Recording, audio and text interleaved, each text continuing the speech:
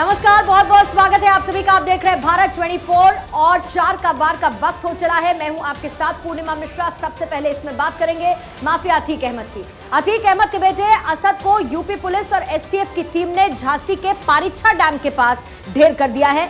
UP में ADG law and order Prashant Kumar ने यह जानकारी दी कि इन लोगों की प्लानिंग अतीक और अशरफ को छुड़ाने की थी, उनके काफिले पर हमले की थी और उन्हें रेस्क्यू करने की थी। अगली अहम खबर आपको बताएंगी मेरी सहयोगी शिखा ठाकुर। नमस्कार, 4 का वार देख रहे हैं आप। 4 के बाद की दूसरी बड़ी खबर का जिक्र मैं करूंगी। अतीक अहमद के परिवार और करीबियों पर ईडी का शिकंजा लगातार कसता जा रहा है।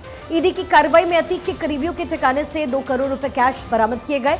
साथ ही 50 शेल कंपनियों के बारे में भी जानकारी मिली है। अगली खबर के लिए रुख करेंगे महिमा सिंह कंवर का। देखिए, तीसरी बड़ी खबर की बात होगी और यूपी में निकाय चुनाव की रणफेरी बच चुकी है। ऐसे में अखिलेश यादव ने गोरखपुर में एक्ट्रेस काजल निषाद को प्रत्याशी बनाया। काजल भोजपुरी फिल्मों की एक्ट्रेस है और पहले भी 2 बार विधानसभा चुनाव लड़ चुकी है। इस पूरी खबर को लेकर मैं आपको दूंगी विस्तार से जानकारी और आखिरी बड़ी खबर आपको बताएंगी मेरी सहयोगी। बिल्कुल, 4 के वार में मैं साक्षी मिश्रा आखिरी खबर आपको बताऊंगी। 2024 में नरेंद्र मोदी के मुकाबले विपक्ष का चेहरा कौन होगा? क्या बिखरा हुआ विपक्ष मोदी से मुकाबला कर पाएगा? बिहार के सीएम नीतीश कुमार विपक्ष को जोड़ने की मुहिम निकल चुके हैं। क्या नीतीश अपनी मुहिम में कामयाब होंगे? ये बड़ा सवाल है। लेकिन सबसे पहले रुख करते हैं इस वक्त की बड़ी और पहली खबर का मेरी सहयोगी पूर्णिमा मिश्रा के बाद। और बड़ी खबर हमले को लेकर ही है, क्योंकि हमले तेज होते जा रहे हैं, सियासी बाढ़ तेज हो रहा है। असदुद्दीन ओवैसी ने अब एनकाउंटर पर सवाल खड़े कर दिए हैं। मजहब के नाम पर एनकाउंटर करती है बीजेपी, ये कहना है एआईएमआईएम चीफ असदुद्दीन ओवैसी का। और ये संविधान का एनकाउंटर करने की कोशिश है। यही करना है तो अदालतों को बंद कर दो, कहा असदुद्दीन ओवैसी ने। इससे पहले अखिलेश यादव ने इस एनकाउंटर को लेकर सवाल उठाए, जिसमें असद अहमद और उसके साथ शूटर गुलाम, जिसे यूपी एसटीएफ ने ढेर कर दिया। इसे लेकर पहले अखिलेश यादव ने सवाल उठाए, इस पर सियासत तेज हुई, तो फिर अब ओवैसी ने भी इस पर सवाल उठा दिए हैं और इसमें धर्म का एंगल भी अब निकाल दिया गया है। तुम फैसला करोगे कि गोली से इंसाफ करेंगे तो फिर बंद कर दो अदालतों को। जजेस क्या काम करेंगे फिर? कानून की बालादस्ती, रूल ऑफ लॉ रहना चाहिए ना? नहीं, आप तय करेंगे। अरे ये काम कोर्ट का है, आपका नहीं है। आप पकड़ो मुजरिम को, कोई कत्ल करता है तो सजा दिलाओ उसको।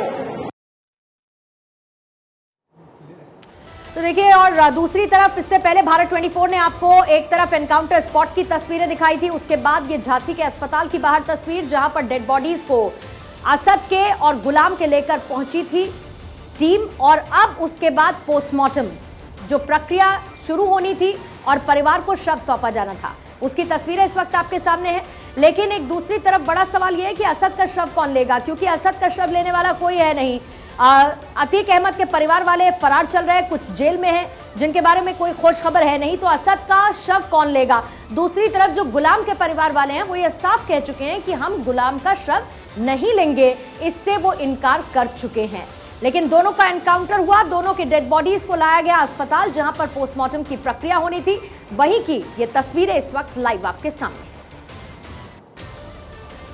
इम्पॉर्टेंट केस था यूपी पुलिस और यूपी एसटीएफ के लिए, क्योंकि एक केस में एक इम्पॉर्टेंट गवाह, जिसको उत्तर प्रदेश पुलिस ने सिक्योरिटी प्रदान कर रखा था, 2 कांस्टेबल विथ ऑटोमेटिक वेपन्स उसके साथ लगे हुए थे, उसकी हत्या हुई थी।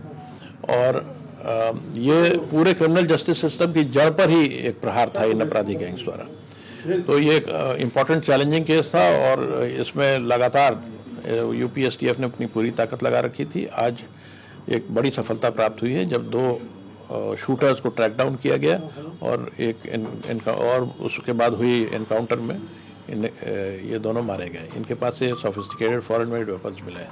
एनकाउंटर टीम को उत्तर प्रदेश के मुख्यमंत्री योगी ने बधाई दी। पुलिस से मुठभेड़ के दौरान करीब 50 राउंड फायरिंग हुई। गुलाम और असद दोनों के हाथों में पिस्टल थी। मुख्यमंत्री जी को धन्यवाद देती हूँ जो उन्होंने आज इतना बड़ा फैसला को अंजाम दिया। उन्होंने जो किया है बहुत अच्छा किया है। उन्होंने अपनी बेटी का सुहाग के कातिलों को सजा दिलाई। मैं उनका बार बार आभार व्यक्त करूंगी। उमेश पाल हत्याकांड का मास्टरमाइंड था असद।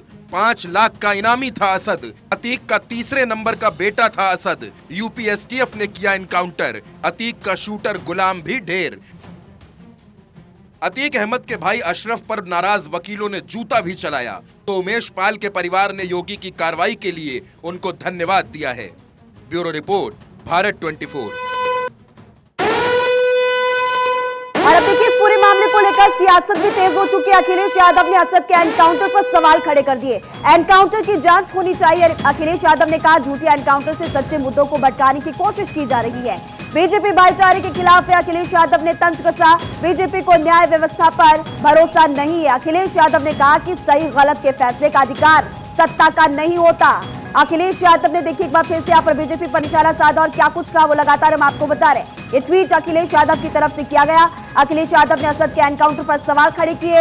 एनकाउंटर की जांच होनी चाहिए। झूठे एनकाउंटर से सच्चे मुद्दों को भटकाने की कोशिश की जा रही है। साथ ही कहा कि बीजेपी भाईचारे के खिलाफ है और ये भी बताया कि बीजेपी को न्याय व्यवस्था पर भरोसा नहीं है। सही गलत के फैसले का अधिकार सत्ता का नहीं होता बल्कि कानून का होता है। और ऐसे में देखिए एक बार फिर से प्रतिक्रियाओं का दौर इस पूरे मामले को लेकर तेज होते हुए नजर। और एक तरफ जहां अखिलेश यादव ने तंज कसा, वहीं आपको ये भी बता दें कि असदुद्दीन ओवैसी की तरफ से भी सवाल इस एनकाउंटर को लेकर खड़े किए गए हैं। तो अखिलेश यादव ने असद के एनकाउंटर पर सवाल खड़े किए और देखिए शूटआउट में असद शामिल था। पहली तस्वीर आपको लगातार हम दिखा रहे और शूटर गुलाम भी शामिल था। इन दोनों को एनकाउंटर हो चुका है, वो तस्वीरें भी लगातार हम आपको दिखा रहे हैं। लेकिन इसी बीच अब अखिलेश यादव ने एक तरफ जहां सरकार पर सवाल उठा दिए, यानी कि बीजेपी पर सवाल उठाए और सवाल उठाते हुए क्या कुछ का वो लगातार आपको हम बता रहे हैं। अखिलेश यादव ने यहां पर कहा कि एनकाउंटर की जांच होनी चाहिए। और इसी बीच आपको इस वक्त की एक और बड़ी खबर बता दी, और ये जो बड़ी खबर है दरअसल राजस्थान से अजमेर से इस वक्त की बड़ी खबर। मबास गुड्डू मुस्लिम को लेकर बड़ा अपडेट इस वक्त आपकी टीवी स्क्रीन पर। यूपी एसटीएफ को गुड्डू मुस्लिम की तलाश लगातार यहां पर की जा रही है। असद गुलाम के एनकाउंटर के बाद तलाशी अभियान तेज हो चुका है। जानकारी के मुताबिक गुड्डू मुस्लिम के लोकेशन अजमेर है और यूपी एसटीएफ की टीम अजमेर में इस वक्त मौजूद है। ये जो हम आपको जानकारी दे रहे हैं सूत्रों के हवाले से, अजमेर पुलिस को नहीं है गुड्डू मुस्लिम की भनक। साथ ही अजमेर से गुड्डू मुस्लिम की गिरफ्तारी की कोशिश भी लगातार जारी है। एक और बड़ी खबर आपको लगातार बता रहे, एक तरफ जहां असद का एनकाउंटर हुआ, गुलाम का एनकाउंटर हुआ, इस पर सवाल भी लगातार खड़े हो रहे, वहीं पर आपको लगातार हम जानकारी दे रहे राजस्थान से बड़ी खबर अजमेर से, जहां पर बमबाज गुड्डू मुस्लिम को लेकर यह बड़ा अपडेट।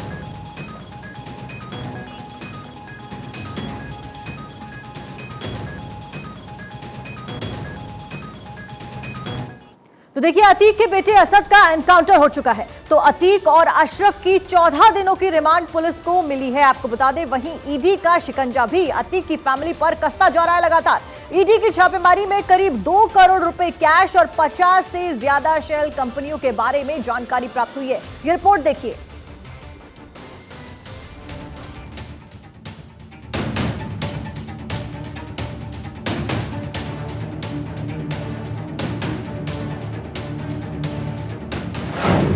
मौत के खौफ से घबराया, पुलिस के सामने गिड़गिड़ाया।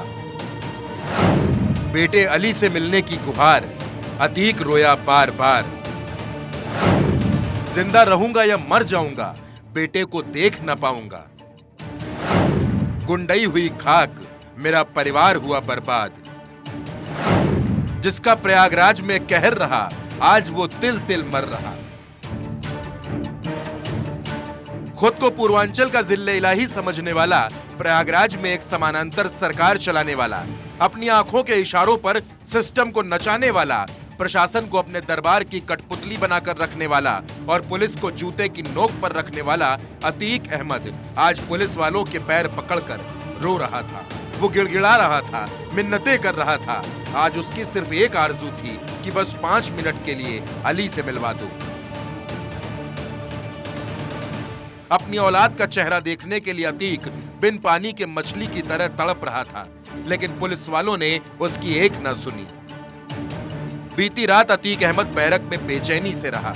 पुलिस वालों के मुताबिक वो सो भी नहीं रहा था, बस करवटें बदल रहा था, क्योंकि उसे इंतजार था गुरुवार की सुबह का, जहां एक और फैसला उसका इंतजार कर रहा था। सुबह अतीक और अशरफ दोनों को प्रयागराज कोर्ट में लाया गया। सफेद रंग के कुर्ते में अशरफ आगे आगे चल रहा था और काले रंग के लिबास में अतीक अहमद उसके पीछे पीछे था। चारों ओर पुलिस का घेरा था और घेरे के पार वकीलों की नारेबाजी। वकील अतीक अहमद को लगातार अपशब्द बोल रहे थे। कोर्टरूम का माहौल पूरी तरह से तनावपूर्ण था। अतीक पर हो रही कार्रवाई से उमेश पाल का परिवार संतुष्ट है, लेकिन वो अतीक की पूरी बर्बादी चाहता है। उमेश की पत्नी जया का कहना है कि योगी सरकार पर हमें विश्वास है, इस माफिया को इसके गुनाहों का फल जरूर मिलेगा।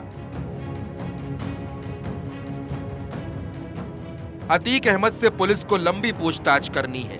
पुलिस ने करीब 200 सवालों की लिस्ट तैयार कर रखी है, जिनके जवाब अतीक को देने होंगे। पुलिस सदाकत और अतीक को आमने सामने बिठाकर भी पूछताछ करेगी। वहीं अतीक एंड फैमिली के साथ साथ अतीक से जुड़े लोगों पर ईडी का शिकंजा कसा हुआ है। 15 करीबियों के ठिकानों पर छापेमारी। माफिया की 100 से ज्यादा बेनामी संपत्तियां मिली। 50 शेल कंपनियों के जरिए खपाई गई अतीक की काली कमाई। छापेमारी में नोट गिनने की 2 मशीनें भी मिली। करीब 1 करोड़ कैश, 200 संदिग्ध बैंक अकाउंट, बड़ी मात्रा में ज्वेलरी बरामद। 50 करोड़ के संदिग्ध लेन देन के सबूत मिले। प्रयागराज में सिविल लाइंस इलाके में हुई छापेमारी। संजीव अग्रवाल, खालिद जफर, सौलत हनीफ, असद वद्दू अहमद, काली, मोहसिन, शबीह अहमद, आसिफ जाफरी, सीताराम शुक्ला, दीपक भार्गव के ठिकानों पर रेड। अतीक की काली कमाई में प्रयागराज के कई नेता साझेदार, बिल्डर्स, कारोबारियों के भी नाम। ईडी की रडार पर शहर के कई सफेदपोश। अब हम आपको सिलसिलेवार ढंग से बताते हैं कि अतीक से जुड़े किन किन लोगों पर ईडी का शिकंजा कस चुका है। संजीव अग्रवाल, प्रयागराज के नामी बिल्डर। प्रयागराज में 100 करोड़ का बंगला, शहर में बनाए कई अपार्टमेंट। सिविल लाइन स्थित आवास विनायक सिटी सेंटर पर ईडी की रेड। कार्यालय और घर से 1 करोड़ से ज्यादा कैश मिला। नोट गिनने की मशीन मिली। कर्मचारियों से हुई पूछताछ। दीपक भार्गव, अतीक के करीबी होने का आरोप। कार शोरूम पर छापेमारी कर कागजात जब्त। अतीक से रिश्तों की हो रही जांच। सीताराम शुक्ला, लूकरगंज के पौष इलाके में करोड़ों का बंगला। कभी अतीक अहमद का अकाउंट्स का काम देखता था। कई दस्तावेज किए गए जब्त। सीताराम शुक्ला ईडी की रडार पर। बिल्डर काली, पिछले कुछ सालों से अतीक अहमद के साथ मिलकर प्रॉपर्टी का काम कर रहा था। जीटीबी नगर करेली में काली ने एक अपार्टमेंट बनवाया। इसमें अतीक की काली कमाई खपाने की आशंका। काली की कई बेनामी संपत्तियों की जानकारी मिली। खालिद जफर, अतीक अहमद की बहन का दामाद। उमेश पाल से दुश्मनी चल रही थी। धमकी के मुकदमे में खालिद भी था नामजद। खालिद के खिलाफ कई थानों में मुकदमे भी दर्ज। अतीक अहमद का बेहद करीबी और फाइनेंसर। खान सौलत हनीफ, उमेश अपहरण केस में मिली उम्र कैद की सजा। अतीक के लिए कोर्ट का काम देखता था। हनीफ के घर से कई कागजात जब्त। छापेमारी के दौरान कई डमी कंपनियों के नाम भी सामने आए। Fana associated private limited, Alina city phase 2 ग्राम Birampur, messrs Jafri estate limited, Asad city ग्राम Saidpur Bakshi, MJ Infraland LLP, Sai Vihar योजना ग्राम Rawatpur Lakhanpur, MJ infra housing private limited, Saidpur ग्राम योजना Saidpur Karhenda, AF&A associates private limited, Lakhanpur आवास योजना लखनपुर, अलीना सिटी फेज 1 ग्राम बीरमपुर, रोशनबाग शॉपिंग कॉम्प्लेक्स। अतीक की पत्नी शाइस्ता, बहन आयशा नूरी, भांजी उंजिला बानो, अशरफ की पत्नी जैनब की तलाश है। अली और उमर जेल में बंद हैं। अशरफ जेल में है। अतीक के 2 नाबालिग बेटे बाल सुधार गृह में हैं। कुल मिलाकर अतीक का पूरा परिवार ही मिट्टी में मिल चुका है और अतीक के ही शब्दों में कहें तो अब उसकी रगड़ाई हो रही है। Bureau report, Bharat 24। और इधर मायावती ने भी असद के एनकाउंटर पर सवाल उठा दिए हैं। बड़ी खबर यह है कि मायावती ने इसे लेकर सवाल उठाए। असद के एनकाउंटर को लेकर अतीक के बेटे की पुलिस मुठभेड़ में हत्या हुई। विकास दुबे कांड दोहराए जाने की आशंका सच साबित हुई, ये कहा है मायावती ने। असद के एनकाउंटर के लिए उच्च स्तरीय जांच जरूरी है। घटना के पूरे तथ्य और सच्चाई जनता के सामने आए। ठीक ऐसे ही हमला बोला अखिलेश यादव ने और अब मायावती ने भी असद के एनकाउंटर को लेकर सवाल उठा दिए हैं और जांच की मांग की है। कहा है कि घटना के पूरे तथ्य और सच्चाई सबके सामने आनी चाहिए। समाजवादी पार्टी ने गोरखपुर से मेयर पद के लिए एक्ट्रेस काजल निषाद को अपना प्रत्याशी बनाया। काजल पहले भी 2 बार विधानसभा चुनाव लड़कर हार चुकी हैं। काजल भोजपुरी फिल्मों की एक्ट्रेस हैं। यह रिपोर्ट आप देखिए। यूपी में निकाय चुनाव का मैदान सज गया है। 2 चरण में निकाय चुनाव होने हैं। पहले चरण के लिए 4 मई और दूसरे चरण के लिए 11 मई को वोटिंग होगी। निकाय चुनाव के लिए सपा ने पहले चरण के लिए 8 महापौर प्रत्याशियों के नाम का ऐलान बुधवार देर रात को कर दिया। इसमें लखनऊ, गोरखपुर, इलाहाबाद, झांसी, मेरठ, शाहजहांपुर, फिरोजाबाद और अयोध्या शामिल है। सपा के इस सूची में 2 नाम बेहद खास हैं। पहला नाम है काजल निषाद का। काजल निषाद को गोरखपुर से प्रत्याशी बनाया गया है। आरक्षण सूची में गोरखपुर की सीट सामान्य है। ऐसे में अखिलेश ने निषाद वोट बैंक और पिछड़ा कार्ड खेलते हुए महिला प्रत्याशी को मैदान में उतार दिया है। काजल निषाद भोजपुरी फिल्मों की अभिनेत्री है। विधानसभा चुनाव 2012 में काजल कांग्रेस के टिकट पर गोरखपुर ग्रामीण से लड़ी थी, पर हार गई। वहीं 2022 के विधानसभा चुनाव में सपा ने काजल को कैपियरगंज विधानसभा सीट से प्रत्याशी बनाकर मैदान में उतारा है। हालांकि काजल चुनाव हार गई थी। मेरठ से सपा ने सरधना से विधायक अतुल प्रधान की पत्नी सीमा प्रधान को महापौर का टिकट दिया है। सीमा प्रधान के महापौर के टिकट मिलने के बाद मेरठ सीट का चुनाव दिलचस्प माना जा रहा है। सीमा प्रधान जिला पंचायत अध्यक्ष रह चुकी हैं। इसके अलावा सपा ने लखनऊ से वंदना मिश्रा को टिकट दिया है। तो वहीं बीजेपी में अभी प्रत्याशियों के नामों पर मंथन चल रहा है। ऐसी संभावना है कि बीजेपी 15 अप्रैल को प्रत्याशियों के नामों का ऐलान करेगी। Bureau report, Bharat 24। हमारे सहयोगी चैनल फर्स्ट इंडिया में डॉक्टर जगदीश चंद्र के 5 साल पूरे होने पर जयपुर ऑफिस में फर्स्ट इंडिया परिवार की तरफ से जश्न मनाया गया। इस मौके पर डॉक्टर जगदीश चंद्र ने केक काटकर जश्न को 4 चांद लगाए। डॉक्टर जगदीश चंद्र ने फर्स्ट इंडिया परिवार को शुभकामनाएं दी। वहीं इस मौके पर फर्स्ट इंडिया चैनल के डायरेक्टर वीरेंद्र चौधरी भी मौजूद रहे।